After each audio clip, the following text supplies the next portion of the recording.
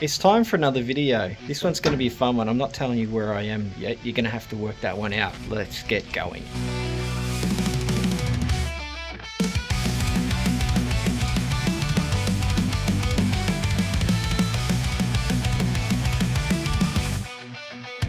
Where are we going? I'm recording now. I'm going to do it now. Bugger it. We're going to the catacombs at Perth Observatory. That's what they call it, the basement. Apparently there is a Faraday cage down there. Alright, you say, what's your name? My name is Paul. Paul. And what is your role here at Perth Observatory? I'm the operations manager. Oh, so you're the boss, basically. Yeah. The boss. Paul's going to take us on a bit of a tour of Perth Observatory. Okay. We're going to go down to catacombs first, so let's go. We start in the basement because I may not let them out again. Oh.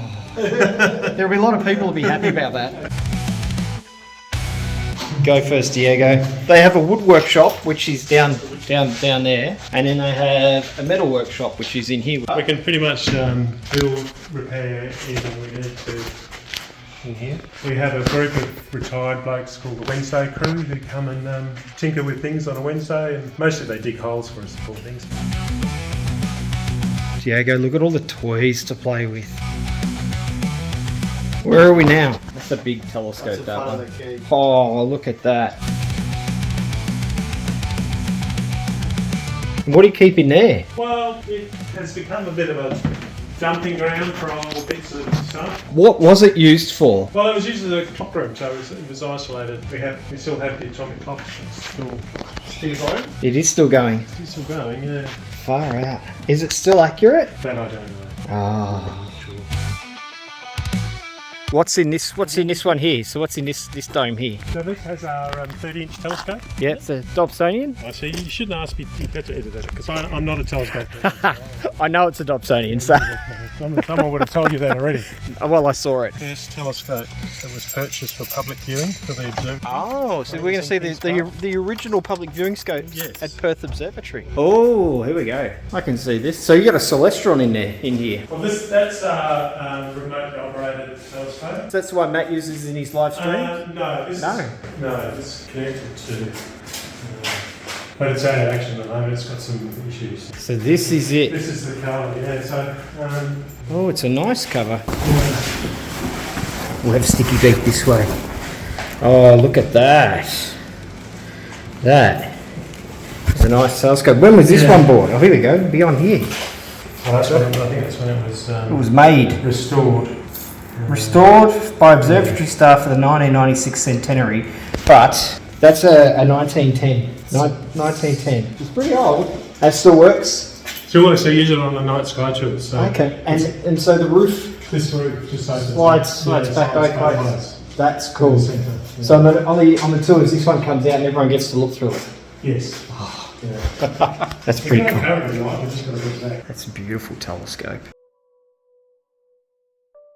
Yeah, make sure it's locked, hey? Yeah. We don't want to get in trouble. So do all of these other ones here, do they work? Yeah, so on a night sky tour, yeah, like you're going to have tonight, yeah? We'll run 1, 2, 3, 4, and then we'll have 2 field telescopes. We have one over here, 5, and sometimes and how many people? You said you have like 60 people. So 60 people. 10. So groups of 10 scattered around and they rotate? They rotate. Yeah, which is... Usually 2 rotations. Okay. So halfway through, the host will do a sky talk. Okay, out there in the field, yep. Meanwhile, everyone's madly moving to the next object. So.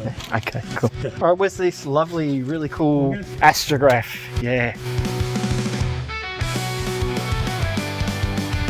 Oh, here we go. Oh, wow. It's like a cannon. Look at this. When was this one built? Do we know?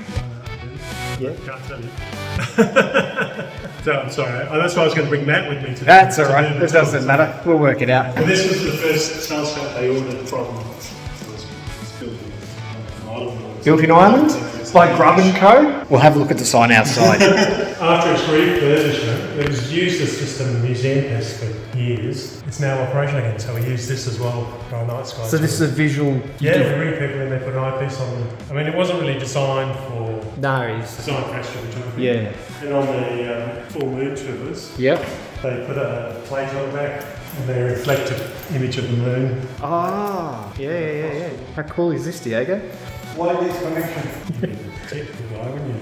Yeah. No, but I don't know why they were blue with that. He is the technical guy. Well, it's been, over the years, it started with a popular mechanism and then it was electrified, so it was all part of And they've had various cameras over the years.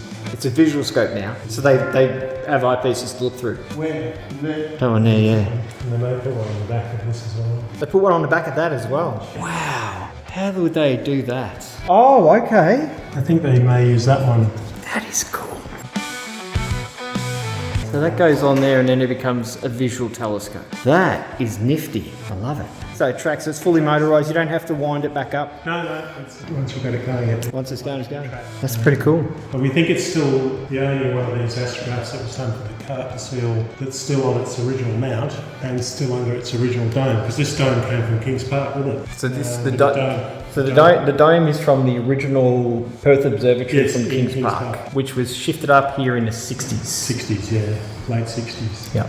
So you can rotate it anywhere you want, so you point it in any direction you like. That's all. So when you go into an object, you're manually moving to a target and then it's tracking I'm it. pretty sure they do, yeah. They set it on a target. And then these days they set it on a target and then they can... And then they turn it on and then it just tracks. So that is the same way that Melbourne Observatory is. You've got to find the target. Well, obviously we've got all the numbers and you move it. You move. So it's not like a modern telescope where you can no. go to. Yeah, so you grab it, you move it to your target, and then we lock it, and the mechanisms, because it's still the old mechanisms, continue to track. So you do the same thing. You're shifting it around to the target, turning the motors on, and then it's tracking. So it is. It arrived in 1899. It's a grub scope, same as There you go. So 1889, and it arrived here in 99, and was in use by 1901. 21,000 photographic glass plates. But Grubb & Co, same company that did Melbourne Observatory, GMT, Great Melbourne Telescope, yeah. And all Grubb & Co. It's cool. All right, now the big one, the big bugger that's up on the concrete tower, the one on the tower. Hang on, let's have a look. That one up there.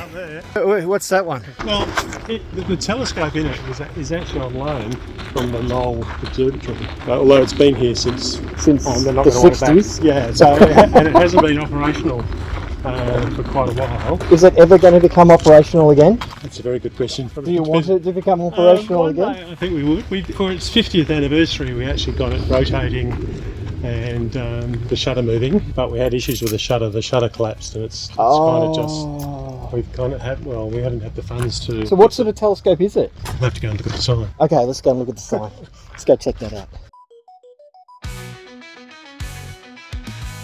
I got in trouble because I thought that was a mock-up, but it's not. Apparently, it's like that's a real tile, a real piece of the Murchison Array. But I'm not the only one who thought it was a mock-up. He thought it was a mock-up as well. He got in trouble as well. So this is like a real part of the Murchison Array that's been bought, and it's bought here now as a display and an example to the kids that come through on the tours and everyone else, so they understand what the Murchison Widefield Array is about. March 1977. We're going. We're going to go up and have a look at it.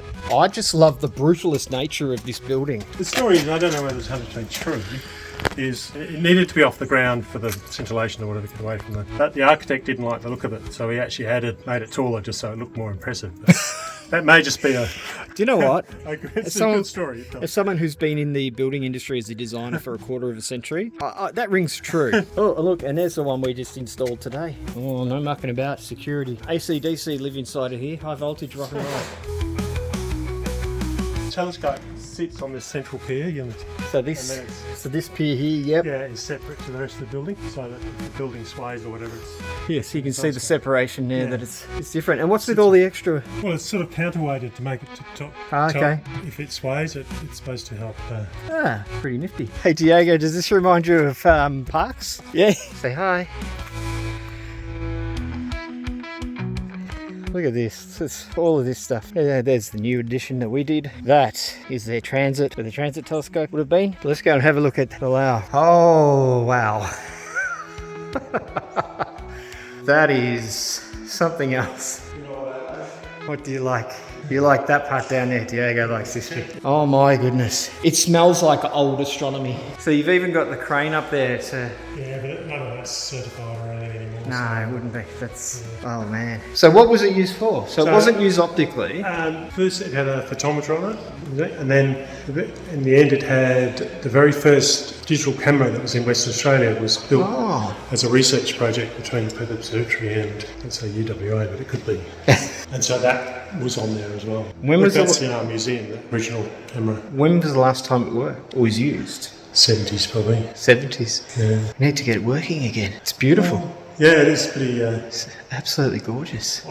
Breaking news. The last time it was used was actually 1988, but it would be good to see this thing working again. It has its own flat panel. That is cool. So upon further reading, the last time that it was used according to the information in the observatory was 1992. So that building there was the transit telescope, which was used for the transit of... Oh, sorry, that's for setting the time. Setting time, yes. So that was a transit telescope for calculating time, making sure that it was midnight when it was midnight and 1 p.m. when it was 1 p.m. and so forth. It's in the foyer. It was never actually used on this site. It's only ever used in At King's Park. King's Park, yeah. They actually had Germany put out a transit telescope to do research. Where'd that one go? That went back to Germany? Went back, yeah, it's sitting in the basement. Sitting in a basement in Some museum somewhere. Yeah. Okay, so never to see the light of day again, No, probably. okay. Thank you for the tour. Oh, sorry, I'm probably the world's worst. Ah, no, it was good fun. It was fine. It was fine. But my lift is calling. He's Yes, turned the car on. He wants to go. So drive safely. We will. We will. across. No worries. It'll be fun drive. Thank you for our new day. Oh, that's great. Awesome, man. Appreciate it. It'd be great. I'm hanging to come back out myself and Yes, no, have a come proper visit. tour and do the night tour as real well. tour guide, then. Yeah. Oh, good. Thank you very much. Well, there you go. Tour of Perth Observatory. Bit of a quick one, but tour nonetheless. Don't forget to like, subscribe. Diego's car is noisy. And Patreon. See you on the next video.